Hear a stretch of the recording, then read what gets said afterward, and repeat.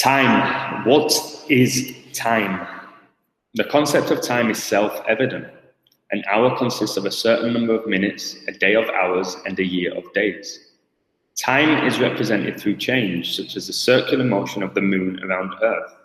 The passing of time is indeed closely connected to the concept of space. Time is the indefinite continued progress of existence and events that occur in an apparently irreversible succession from the past through the present into the future.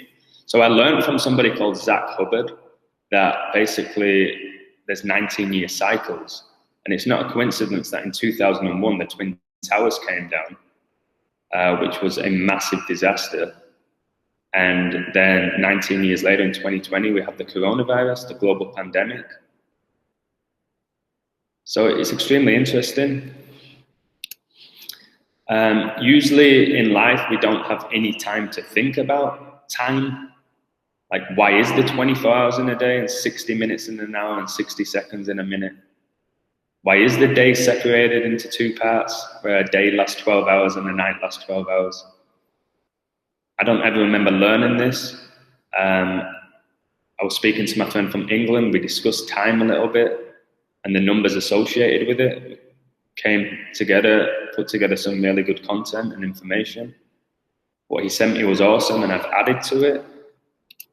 So 144 is a significant number in regards to time. There are 1,440 minutes in a day, which is split between two 12-hour periods, and that's why we have 12 a.m. and 12 p.m. with only 12 numbers on the clock. 12 times 12 equals 144, and half a day or 12 hours consists of 720 minutes. And I'm going to get to that later, why 144 and 72 in this context, because 0 has no value, are important. 144 is the 12th Fibonacci number as well, and that's very significant. 144 and its connections with the Bible, and in particular the book of Revelation. So in the book of Revelation, New Jerusalem is described in terms of a cube structure, and the city lay a full square, and the length is as large as the breadth. And he measured the city with reed, 12,000 furlongs. The length and breadth of it are equal. That's a perimeter of 144,000 furlongs. Based on their understanding of scriptures, such as Revelation 14:14, Jehovah's Witnesses believe that exactly 144,000 faithful Christians from Pentecost of 33 AD until the present day will be resurrected to heaven as immortal spirit beings to spend eternity with God and Christ.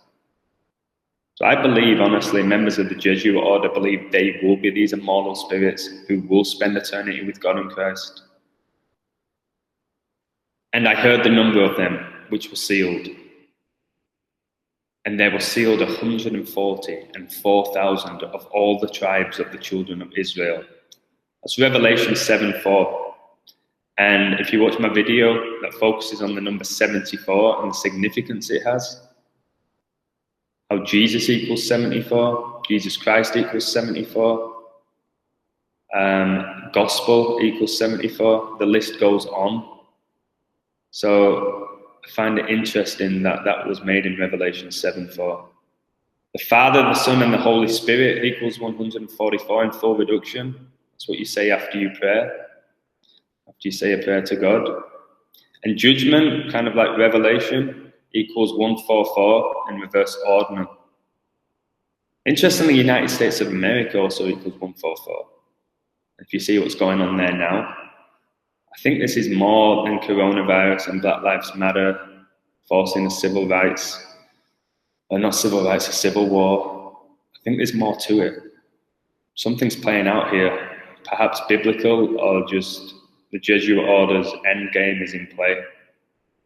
And we need to be aware of that. 144,000. 144,000 is a natural number. It has significance in various religious movements and ancient prophetic belief systems. Numerology could certainly be in play for the usage of the number 144,000. 12 is utilized to symbolize completeness, perfection, and God's power throughout the Bible, i.e., 12 tribes of Israel and 12 disciples of Jesus. In reference to the 144,000, 12 is multiplied by itself and then again by 1,000, indicating completeness and perfection to the ultimate degree. Jesuit order, they focus so much on perfection, or what they perceive perfection to be. And there's a reason why 144, why that number's connected with the Jesuit order. So Jesuit order equals 144 in English ordinal, and Jesuit order equals 72 in reversible reduction.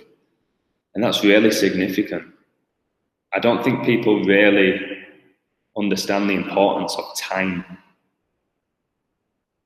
and cycles, and how history does repeat itself because of these cycles.